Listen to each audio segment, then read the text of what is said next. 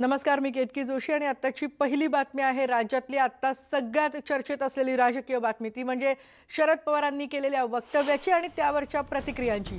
शरद पवार यांनी नातू पार्थवर केलेल्या टीकेनंतर राजकीय चर्चांना आणि काही प्रश्नांना देखील उधाण आलंय। टीका पार्थवर केली असली तरी पवारांचा राग नेमका कुणावर आहे? तो राग अजित पवारांवर आहे का? कारण आपल्या संपूर्ण कारकिर्दीत पवार कधीच एकाही कार्यकर्त्याबाबत असं बोलले नाहीत। मग पार्थबद्दल बोलताना शरद पवार इतके का चिडले असा देखील प्रश्न विचारला जातोय। तिसरा प्रश्न असा, जर पार्थ पवार इतके अपरिपक्व आहेत तर मग 1.5 वर्षांपूर्वी त्यांना खासदारकीचं तिकीट का देण्यात आलं? आणि चौथा प्रश्न असा की पक्षाच्या अध्यक्षानं इतक्या तिखट शब्दात कान टोचल्यावर कार्यकर्ते पार्थ पवारांसाठी काम करतील का? आणि शेवटचा पण सगळ्यात महत्त्वाचा प्रश्न की यामुळे पार्थ यांच्या राजकीय कारकिर्दीला मोठा फटका बसतोय, त्यांचं राजकीय भविष्य डॅमेज झालंय का? असे अनेक प्रश्न या निमित्ताने उपस्थित झालेले आहेत। याच्यावर चर्चा होतीये कारण आतापर्यंत शरद पवार कार्यकर्त्यांबाबत विशेषतः अत्यंत सांभाळून बोलतात आणि पहिल्यांदा असं झालेलं आहे की पार्थ पवार बद्दल ते अत्यंत टोकाच्या या भूमिकेत गेलेत आणि इतक्या तिखट शब्दात त्यांनी टीका केली।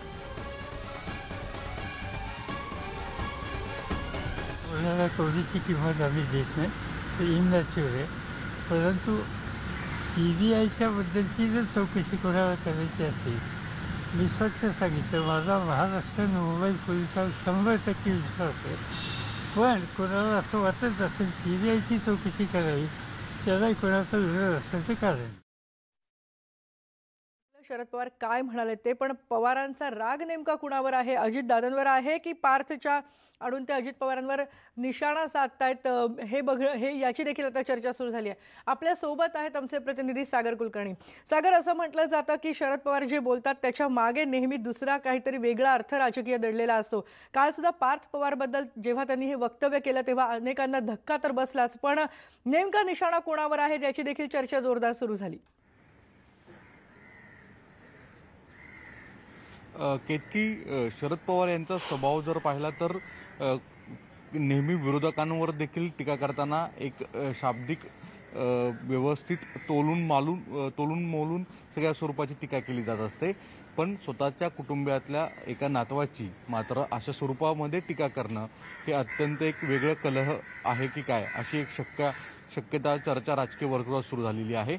याचं प्रमुख कारण आहे की पार्थ आणि दुसऱ्या बाजूला रोहित पवार यांच्यातला जो सत्ता संघर्ष आहे हा यापूर्वी देखील झालेला आहे। नेमका मग काय गेल्या काही दिवसांमध्ये जर आपण पाहिलं तर शरद पवारांनी देखील रोहित पवारांना कायम अधिक प्लॅटफॉर्म दिलेला आहे।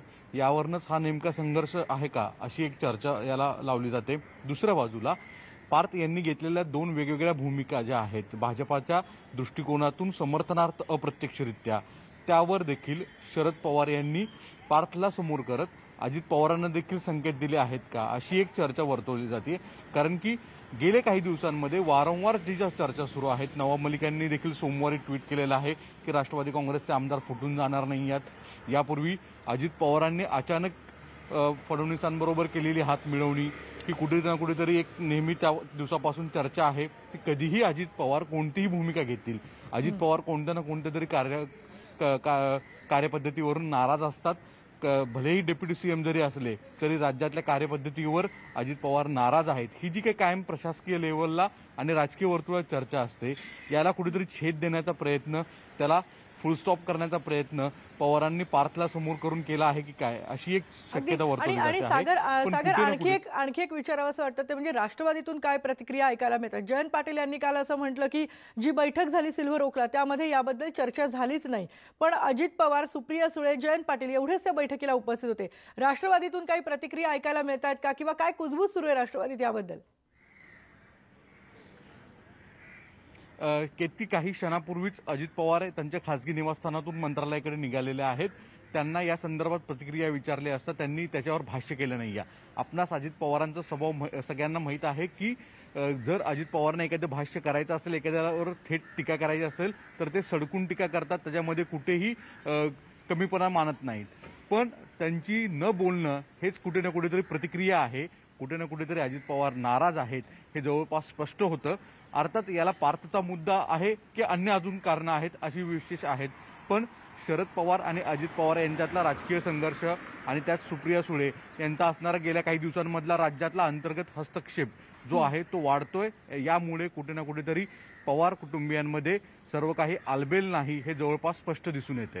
केतकी सागर, जसं तू सांगतोस की अजित पवार थेट बोलतात आणि आत्ता सध्या नेमकं अजित पवारांचं काहीच त्यांनी भूमिका घेतलेली नाही आहे, काहीच त्यांच्याकडनं वक्तव्य आलेलं नाही किंवा पार्थची सुद्धा नंतर काही यावर प्रतिक्रिया आलेली नाही आहे.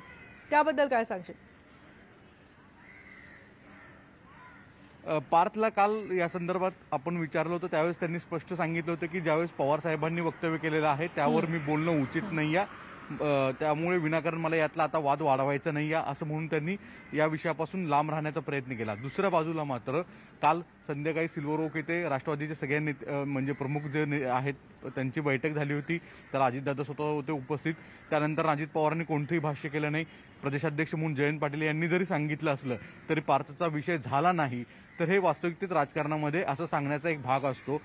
पूर्ण गेल्या काही दिवसांमधले जे वेगवेगळे भूमिका आहेत त्यातनं काल पवार साहेबांनी दिलेलं वक्तव्य असेल शरद पवार यांनी, त्यानंतरनं त्यांच्या बैठकीमध्ये पार्थचा विषय निघाला असणार हे काही वेगळं सांगण्याची गरज नाही आहे. विशेष म्हणजे या सगळ्या प्रकरणामध्ये पवार कुटुंबियांचा हा अंतर्गत संघर्ष आहे. त्यामुळे प्रदेशाध्यक्ष म्हणून जयंत पाटील यांना थेट उघड पद्धतीने बोलायचं नसेल ही कदाचित, पण कुठे ना कुठेतरी अजित पवार आणि शरद पवार यांच्या दोघांमध्ये सारं काही आलबेल नाही आहे. कोणत्या ना कोणत्या तरी मुद्द्यावरनं धुसफूस आहे. अगदी, आणि ही धुसफूस जी आहे ही आता अगदी दिसायला लागली, ही जाणवण्या एवढी समोर यायला लागलेली आहे. सागर, तू आमच्याबरोबर असाच राहा. आपल्यासोबत आमचे दुसरे प्रतिनिधी आहेत विवेक कुलकर्णी. विवेक, देवेंद्र फडणवीसांनी प्रतिक्रिया व्यक्त केली यावर, त्याचप्रमाणे अन्य भाजपच्या नेत्यांनी तर थेटच प्रतिक्रिया व्यक्त केलेली आहे. अजित पवारांबद्दल काय त्यांचं म्हणणं आहे? कारण ज्या सगळ्या आत्ताबद्दलच्या घडामोडी पाहता भाजपला तर आयतं हातामध्ये कारण मिळालंय आता. हे राष्ट्रवादी काँग्रेसमधलं अंतर्गत राजकारण आता भारतीय जनता पक्षाच्या पथ्यावर पडणार का याची चर्चा सुरू झालेली आहे. काल ज्या पद्धतीने शरद पवार यांनी पार्थ पवारबद्दलचे उद्गार काढले त्यानंतर भारतीय जनता पक्षाच्या नेत्यांनी याची सावध प्रतिक्रिया दिलेली आहे. त्यांनी म्हटलेलं आहे की आजोबा आणि नातू यांच्यामधला हा विषय आहे, आम्हाला त्यात पडायचं नाही आहे. पण त्यांनी एक गोष्ट मात्र देवेंद्र फडणवीस यांनी ही गोष्ट नमूद केली. पार्थ पवार यांनी सुशांत सिंग प्रकरणामध्ये CBIची चौकशी व्हावी अशी मागणी केलेली होती. आणि काल जेव्हा शरद पवार बोलले त्यावेळेस ते म्हणाले की माझा मुंबई आणि महाराष्ट्रातल्या पोलिसांवर 100% विश्वास आहे. पण त्यानंतर ते जे वाक्य म्हणाले ते अतिशय महत्त्वाचं आहे. पण CBI चौकशी जर कोणाला हवी असेल तर त्याची आम्हाला नाही आहे असं त्यांनी महत्त्वाचं वाक्य उच्चारलेलं आहे. आणि ह्याच्याकडेच नेमकं देवेंद्र फडणवीस यांनी लक्ष वेधलेलं आहे. आपल्याला माहिती आहे की अजित पवार आणि शरद पवार यांच्यातला जो विसंवाद आहे किंवा वाद आहे तो आता काही लपून राहिलेला नाही आहे. अगदी 23 नोव्हेंबर 2019 त्या दिवशीची सकाळ सगळ्यांना लक्षात आहे. कारण एकीकडे शरद पवार हे महाविकास आघाडीसोबत उद्धव ठाकरे यांच्या नेतृत्वाखाली सरकार स्थापन व्हावं यासाठी प्रयत्न करत होते. मात्र 23 नोव्हेंबर 2019ला अजित पवार यांनी सगळ्यांनाच धक्का देत देवेंद्र फडणवीस यांच्यासोबत शपथविधी केला. त्यावेळेस देखील काँग्रेस आणि राष्ट्रवादी काँग्रेस शिवसेना असं सरकार यांचं ताळमेळ नीट नसेल, समन्वय नीट नसेल अशी अजित पवार यांची भूमिका होती असं म्हटलं जात होतं. आणि त्यानंतर ते देवेंद्र फडणवीस यांच्यासोबत गेले. सर्वोच्च न्यायालयाने जो काही निर्णय दिला त्याच्यामुळे ते सरकार टिकून राहिलं नाही. आणि त्यामुळेच अजित पवार हे टीकेचे धनी देखील झालेले होते. पार्थ पवार यांची लोकसभेची उमेदवारी त्याच्यावरून देखील शरद पवार खुश नव्हते असं म्हटलं जात होतं. आणि कालच्या त्यांच्या वक्त्यावरून हे स्पष्ट झालेलं आहे की सारं काही आलबेल नाहीये. हेच विचारायचं आहे की जे तू म्हणाला CBI चौकशीबाबत शरद पवार जे म्हणालेले आहेत, म्हणजे पार्थ पवारांनी अनिल देशमुखांकडे केलेली मागणी आणि शरद पवारांचं वक्तव्य की जर कुणाला CBI चौकशी करायची असेल तर त्यांनी ती करावी, याचा नेमका अर्थ काय घ्यायचा? याचा अर्थ जरी समोरून विरोध दाखवत असेल तरी पवारांचा देखील या CBI चौकशीला, पार्थच्या या मागणीला पाठिंबा असू शकतो? खरं तर शरद पवारांनी जे वक्तव्य केलं त्यात त्यांनी मुंबई पोलिसांवर विश्वास देखील व्यक्त केला. आणि जर कोणाला CBIची चौकशी हवी असेल त्याला देखील आम्ही तयार आहोत असं म्हटलेलं आहे. त्यामुळे त्यांनी दोन्ही स्टेटमेंट्स केलेले आहेत. आता अनेक वेळा शरद पवार जे वाक्य उच्चारतात त्याचे विश्लेषक दोन्ही पद्धतीने अर्थ लावतात. इथे तर त्यांचं थेट वाक्य आहे आणि ते देखील महत्त्वाचं आहे. असं म्हणत असताना शरद पवारांनी नेमकं CBIची चौकशी करायला आमची हरकत नाही असं काय म्हटलं असावं याचे देखील तर्कवितर्क लावले जातात आणि त्याच्यावरून सुद्धा महाविकास आघाडीमध्ये समन्वय नाही आहे का, सुसंवाद नाही का असा प्रश्न विचारला जातोय. कारण संजय राऊत यांनी काल पुन्हा एकदा म्हटलं होतं की मुंबई पोलीसच सुशांत सिंग राजपूत प्रकरणाचा तपास करतील, मुंबई पोलीस हे सक्षम आहेत. आणि त्याच्यानंतर ते शरद पवार यांना भेटायला गेले. काही राजकीय विषयांवर, वेगवेगळ्या विषयांवर आमची चर्चा झाली असे संजय राऊत म्हणाले असले तरी देखील सुशांत सिंग राजपूतच्या प्रकरणावर चर्चा झाली का याबद्दल त्यांनी स्पष्ट बोलणं टाळलं. मात्र त्यानंतर शरद पवार येतात आणि ते म्हणतात की या प्रकरणामध्ये CBIची चौकशी झाली तर आमची हरकत नाही आहे. याचा अर्थ या सरकारमध्ये विसंवाद आहे असं देखील स्पष्ट होतंय. या सरकारमधला विसंवाद आहे, त्यासोबतच राष्ट्रवादी काँग्रेसमध्ये देखील विसंवाद आहे की काय हे आता चर्चा सुरू झालेली आहे. कारण कालचं जे विधान आहे विवेक, तू आमच्या सोबत असाच राहा. आपल्या सोबत आपले दुसरे प्रतिनिधी सागर कुलकर्णी आहेत. पुन्हा एकदा सागर, आता या सगळ्यानंतर प्रश्न आहे तो म्हणजे अजित पवार आता नेमकं कुठे आहेत? कारण असं काही झालं की अजित पवार अज्ञात स्थळी जातात अशी एक चर्चा सुरू असते. आत्ता अजित पवार नेमकं कुठे आहेत आणि आता याच्यानंतर ते त्यांची भूमिका मीडियासमोर मांडणार आहेत का?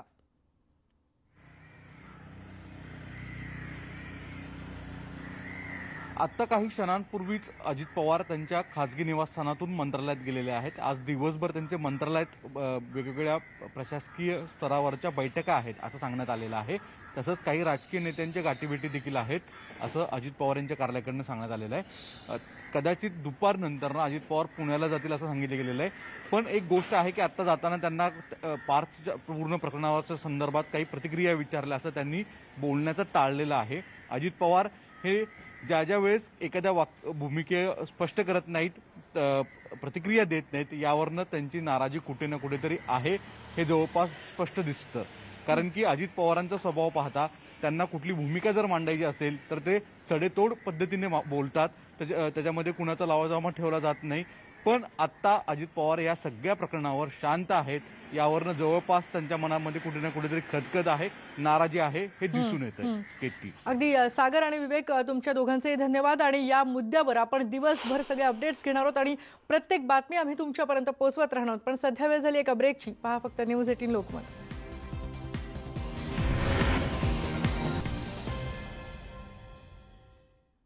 सुशांत सिंह राजपूत आत्महत्या प्रकरणी महत्त्वाची बातमी आहे. ऑक्टोबर 2019 पासून फक्त 2 वेळा सुशांतनं आपल्या वडिलांशी संपर्क साधला होता. मे 2020 मध्ये आणि ऑक्टोबर 2019 या 2च वेळेला सुशांत वडिलांशी बोलला होता. सुशांतच्या कॉल रेकॉर्ड्सवरून ही बाब स्पष्ट होतीये. यावरूनच असं देखील स्पष्ट होत आहे की सुशांतचं त्याच्या वडिलांशी फारसे चांगले संबंध नव्हते. त्यामुळे अगदी कमी वेळा त्यांचं संभाषण होत होतं. आपल्याला माहिती आहे की त्याच्या वडिलांनी श्रुती मोदी आणि रिया चक्रवर्ती यांना देखील मेसेजेस केले होते की मला मुंबईला यायचं आहे आणि त्यांचं बोलणं सुशांतशी होत नव्हतं असं देखील त्यांनी त्यामध्ये उल्लेख केला होता. पण 9 महिन्यांमध्ये सुशांत फक्त 2दा वडिलांशी बोलला होता आणि ते म्हणजे ऑक्टोबर 2019 मध्ये आणि मे 2020 मध्ये. याशिवाय त्याचा वडिलांशी संवाद झालेला नव्हता आणि त्यामुळेच त्याच्या वडिलांशी फारसे चांगले संबंध नव्हते, त्यांचं पटत नव्हतं हे देखील स्पष्ट झालेलं आहे. सुशांतचे हे कॉल रेकॉर्ड्स न्यूज 18 लोकमतच्या हाती आलेले आहेत. आपल्याला माहिती आहे सुशांत सिंह राजपूत आत्महत्या प्रकरणी अनेक नवीन वळणं येत आहेत आणि त्यामध्येच एक महत्त्वाचा मुद्दा बोलला जातोय की सुशांतचं त्याच्या घरच्यांशी फारसे चांगले संबंध नव्हते. एकच बहीण वगळता त्याच्या अन्य कुटुंबियांशी पटत नव्हतं. हा देखील एक मुद्दा वारंवार पुढे येतोय. आर्थिक बाजू तर आहे, रिया चक्रवर्तीचे आरोप आहेत, पण त्याच्या वडिलांशी त्याचं खरोखरच कसे संबंध होते यावर पुन्हा पुन्हा चर्चा होत होती. आणि ऑक्टोबर 2019 आणि मे 2020 या 2च वेळेला सुशांत त्याच्या वडिलांशी बोललेला होता. आणि यानंतर आपण इथेच थांबतोय, पण ताज्या घडामोडींसाठी पहा फक्त न्यूज 18 लोकमत.